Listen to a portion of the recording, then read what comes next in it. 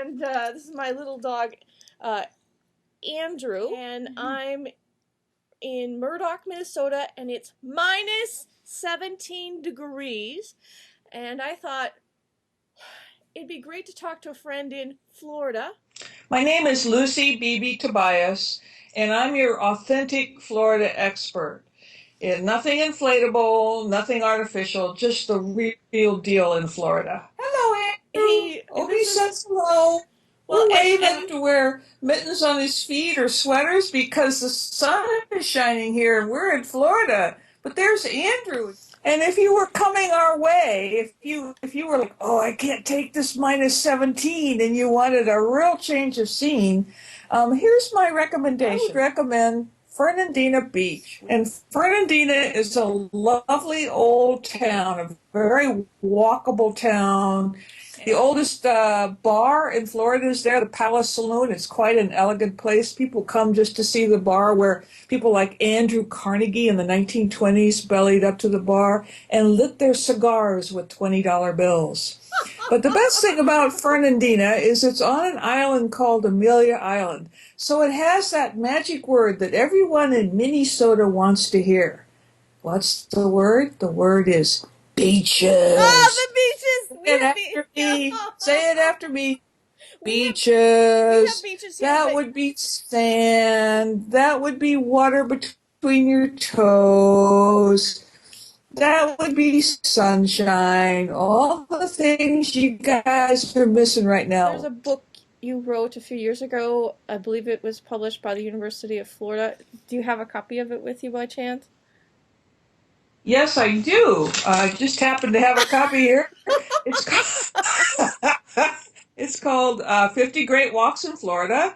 It was published by University Press of Florida, and they chose it for their Wild Florida series. And it's got 50 walks about Fernandina Beach is on the Atlantic Ocean, and you could watch the sunrise. In 3 hours, you could cross the state and be in either Cedar Key or Tarpon Springs and watch the sun go down. Like Tarpon Springs is the Greek community. I say when the Greeks are cooking, just show up. Go out on a boat that will have the diver that used to dive for sponges in the old diving outfit, completely outfitted. And he'll go down and find a sponge and bring it up. And that's pretty exciting. And then you can walk around Tarpon Springs. Many of us won't ever get to Constantinople, but if you go to Tarpon Springs, their cathedral is an exact reproduction of the cathedral in Constantinople. Oh, wow. It is awesome. It's always open. You can go inside and see the stained glass. The Greek Orthodox Church is definitely a must visit in Tarpon Springs. We're at our best time. This is winter. The camellias are starting to bloom. Then the azaleas will bloom. We have sunshine every day. I was with you, Lucy. Although I love Ocala, where I lived in Florida. I have a lot of great friends there. But I love St. Augustine, Florida. What's your best picks for St. Augustine? I would recommend, my favorite place to stay is the St. Francis Inn, which was built in the 1700s. How awesome is that? And they have a full breakfast every day. They're very friendly people. It's in the heart of old downtown, so it's easy to walk around. There's a wonderful street called St. George Street that you can walk down. It's fully pedestrian, just pedestrians. And you can go down there and see all these wonderful shops. I recommend in the evenings taking the boat ride as the sun sets, and it's up and down in the bay, and you're out there while the sun is setting, and sometimes dolphins come and ride the boat wake with you. And then after the sun sets, you look back at the old town, and it's full of lights.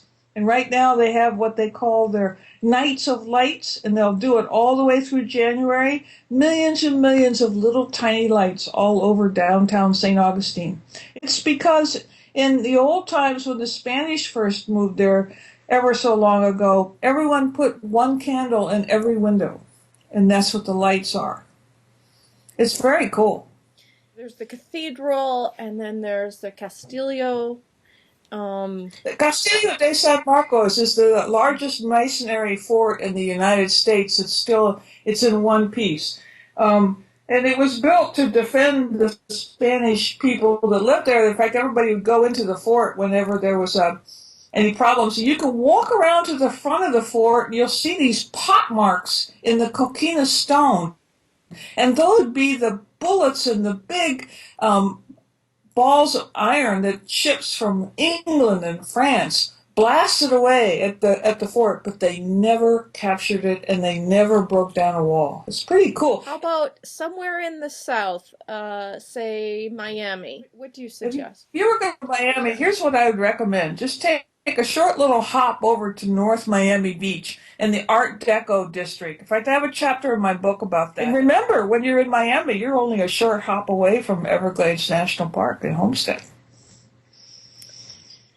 Thank you so much, Lucy, and tell me again your temperature there.